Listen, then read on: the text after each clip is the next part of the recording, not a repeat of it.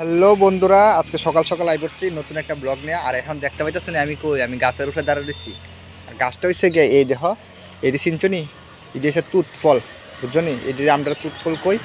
তো কে কে আগে খাইছো অবশ্যই কমেন্টে জানাইও। আর গাছটা ইডা এই দেহ পুরাটা গাছ। আর গাছ জুড়ে খালি তুত ফলই আছে, অনেকটি তুত ফল। এই দেহ অনেকটি তুত ফল, এই ফলটি।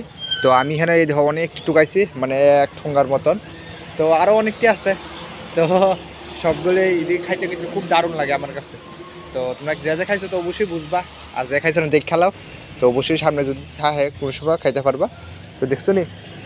আর এদিকে তো গাছের ভিতরে আছে ওই, আর এই দেখো নিচে পইরা কালো হয়ে দিচ্ছে, কালোটি যত দেখতেছে এটি নিচে পইরা দিচ্ছে, বুঝছো?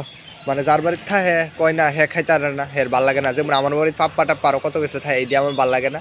তারার বাড়ির ভিতরে তুৎফল আছে কিন্তু তারা খাইতে ভাল লাগে না, বুঝছো নি? তো এবার খুব ফলনও খুব ভালোই আছে মোটামুটি সব গাছেরই, কিন্তু তারার বাড়িতে আইছে। তো আমরা আজকে এই যেমন তারার বাড়িতে পাইরা নিতেছি, আর আমরা পাশের বাড়িরই।